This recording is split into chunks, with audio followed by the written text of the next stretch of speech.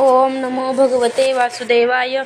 तर आपण श्रीमद भागवत महापुराण पाहत आहोत आणि त्यातील आपला प्रथम स्कंद चालू आहे. प्रथम स्कंदामधील हा अध्याय नंबर 11 आहे. 11व्या अध्यायामध्ये आपण श्रीकृष्णाचे द्वारकेमध्ये राजोचित स्वागत पाहणार आहोत. तर सूत म्हणाले, श्रीकृष्णांनी आपल्या समृद्ध अशा अनर्थ देशात जाऊन पोहोचल्यानंतर तेथील लोकांच्या विरह वेदना जणू शांत करण्यासाठी आपला श्रेष्ठ पार्श्वजन्य नावाचा शंख वाजविला. भगवंताच्या ओठांच्या लालीने लाल झालेला तो शुभ्र रंगाचा शंख वाजविते वेळी त्यांच्या हातात इतका शोभायमान दिसत होता की जसे काही लाल रंगाच्या कमळावर बसून कुणी राजहंस उच्च स्वरात मधुर गाणं गात आहे. संसारातील भयाला भयभीत करणारा भगवंताच्या शंखाचा तो ध्वनी ऐकून सगळी प्रजा आपले स्वामी श्रीकृष्ण यांच्या दर्शनाच्या लालसेने त्यांना सामोरी आले. भगवान श्रीकृष्ण आत्मराम आहेत. ते आत्मलाभानेच सदा सर्वदा पूर्ण काम आहेत. असे असूनही जसे लोक मोठ्या आदराने भगवान श्रीकृष्णालाही निरांजन ओवाळतात, त्याप्रमाणे प्रजेने अनेक प्रकारच्या भेटी देऊन श्रीकृष्णाचे स्वागत केले. सर्वांचे चेहरे प्रफुल्लित झाले. सर्वांचे सहृदय आणि संरक्षक अशा भगवान श्रीकृष्णांची ते हर्षगद्द वाणीने अशा प्रकारे स्तुती करू लागले की जशी मुले आपल्या वडिलांची बोबड्या बोलाने बोलतात. हे नाथ, आम्ही आपल्या चरणकमलांना सदैव प्रणाम करतो. ब्रह्म, शंकर, इंद्र सुद्धा वंदन करतात. ते जे चरण या संसारात परमकल्याण इच्छिणाऱ्यांचे सर्वोत्तम आश्रय आहेत, त्यांना शरण गेल्याने परमसमर्थ काळही त्यांचे काहीही वाकडे करू शकत नाही. हे विश्वबंधू, आपणच आमचे माता पिता, सुहृदय आणि स्वामी आहात. आपणच सद्गुरू आणि परम आराध्य दैवत आहात. आपल्या चरणांची सेवा करून आम्ही कृतार्थ झालो आहोत.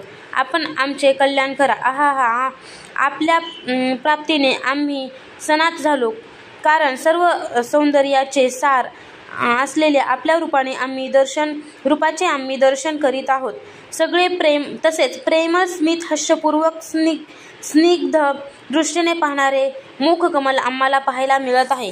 हे दर्शन तर देवांनाही दुर्लभ आहे. कमलनयन श्रीकृष्णा, आपण आपल्या बांधवांना भेटण्यासाठी जेव्हा हस्तिनापुराला किंवा मथुरेला जाता तेव्हा आपल्याशिवाय जाणारा एक क्षण आम्हाला कोट्यवधी वर्षा इतका मोठा वाटतो. सूर्याशिवाय डोळ्यांची जशी तशी आमची आपल्या अखेरीस अवस्था होते. प्रजेच्या मुखातून अशी स्तुतिवचने ऐकत आणि आपल्या कृपामयी दृष्टीने त्यांच्यावर अनुग्रह करीत भक्तवत्सल भगवान श्रीकृष्णांनी द्वारकेत प्रवेश केला. ज्याप्रमाणे नाग आपल्या पाताळाचे रक्षण करतात, त्याप्रमाणे भगवंतासारख्याच बलवान मधु, भोज, दाशार्ह, अर्ह, कुकुर, अंधक आणि वृष्णीवंशी यादव द्वारकेचे रक्षण करीत होते. द्वारकापुरी सर्व ऋतूंच्या संपूर्ण वैभवांनी संपन्न होती. तसेच पवित्र वृक्ष आणि वेलींच्या बागांनी युक्त होती.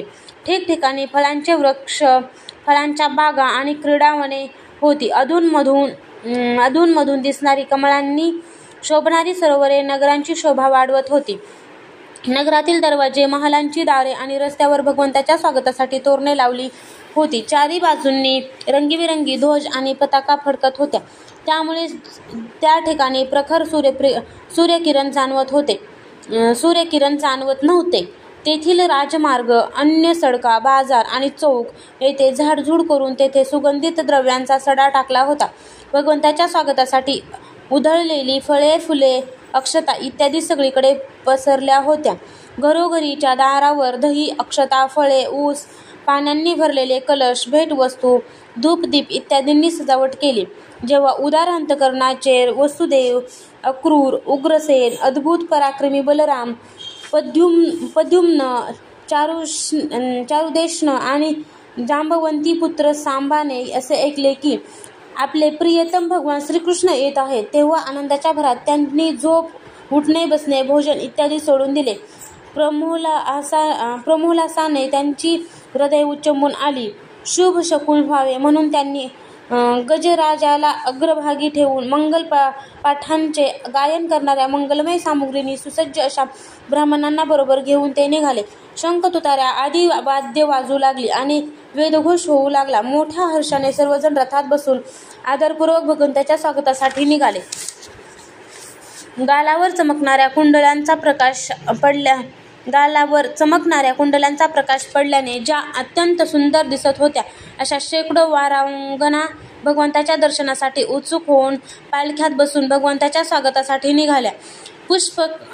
पुष्कळशे नट, नर्तक, गायक, कीर्ती गाणारे सूत, मागध आणि बंदीजन भगवान श्रीकृष्णांचे अद्भुत चरित्र गायन करू लागले. भगवान श्रीकृष्णांनी बांधव, नागरिक आणि सेवक यांना त्यांच्या योग्यतेनुसार स्वतंत्रपणे भेटून त्या सर्वांचा सन्मान केला. कोणाला मस्तक लवून नमस्कार केला, कोणाला शब्दांनी अभिवादन केले, कोणाला आलिंगन दिले, कोणाशी हस्तांदोलन केले, कोणाकडे हास्यमुद्रेने पाहिले तर कोणाला केवळ प्रेमळ नजरेने पाहिले. ज्याची जशी इच्छा होती तशी पूर्ण केली. अशा रीतीने अंत्यजामपर्यंत सर्वांना असंतुष्ट करून गुरुजन, सपत्नीक, ब्राह्मण, वृद्ध तसेच अन्य वडिलांचे आशीर्वाद ग्रहण करीत आणि बंदीजनांकडून स्तुती ऐकत सर्वांसह वर्तमान भगवान श्रीकृष्णांनी नगरात प्रवेश केला. शौनक महोदय भगवान ज्यावेळी राजमार्गावरून जात होते तेव्हा द्वारकेतील कुलीन स्त्रिया भगवंताच्या दर्शनातच परमानंद मानित आपल्या गच्चीवर चढून बसल्या. भगवंताचे वक्षस्थळ मूर्तिमान सौंदर्य लक्ष्मींचे निवासस्थान आहे. त्यांचे मुख नेत्रांनी पिण्याचे सौंदर्य सुधेने भरलेले पात्र आहे. त्यांचे बाहू लोकपालांचे निवासस्थान आहे. त्यांचे चरणकमल भक्तांचे आश्रयस्थान आहेत. त्यांचे अंग प्रत्यंग शोभेचे धाम आहे. भगवंताचे हे रूप द्वारकावासी नित्य निरंतर पाहत असतात, तरी सुद्धा त्यांच्या नेत्रांची तृप्ती होत नाही. द्वारकेच्या राजपथावरून जाताना भगवान श्रीकृष्णाच्या मस्तकावर शुभ्र वर्णाचे छत्र धरले होते. शुभ्र वर्णाच्या चौऱ्या ढाळल्या जात होत्या. चारी बाजूंनी पुष्पवृष्टी होत होती. पितांबर आणि वनमाला त्यांनी धारण केली होती. त्यामुळे श्यामवर्णाचा मेघ एकाच वेळी सूर्य, चंद्र, इंद्रधनुष्य आणि विद्युत तेजाने शोभिवंत दिसावा तसे श्रीकृष्ण शोभामय दिसत होते. भगवान सर्वप्रथम आपल्या मातापित्यांच्या महालात गेले तेव्हा मोठ्या आनंदाने त्यांनी देवकी आणि आपल्या 7 मातांच्या चरणावर डोके टेकून नमस्कार केला आणि मातांनीही आपल्या छातीशी कवटाळून मांडीवर बसून घेतले. त्यांच्या स्तनातून दुधाच्या धारा वाहू लागल्या. त्यांचे हृदय हर्षाने पुलकित झाले आणि आनंदाश्रूंनी त्या त्यांच्यावर अभिषेक करू लागल्या. नंतर मातांची आज्ञा घेऊन आपल्या सर्व प्रकारच्या भोग सामग्रींनी संपन्न असलेल्या सर्वश्रेष्ठ भवनात ते गेले. तेथे 16,000 पत्न्यांचे निरनिराळे महाल होते. आपले प्राणनाथ भगवान श्रीकृष्ण पुष्कळ दिवस दूर राहून घरी आल्याचे पाहून राण्यांची हृदय आनंदाने भरून गेली. त्यांना आपल्या शेजारी पाहून ते आपले ध्यान सोडून त्या एकाएकी उठून उभ्या राहिल्या. त्यांनी आपल्या केवळ आसनाचाच नव्हे तर पती परवानगी गेल्यानंतर ते नियम पाळले होते त्यांचाही त्याग केला. त्यावेळी त्यांच्या मुखावर आणि नेत्रावर लज्जा दाटून आली.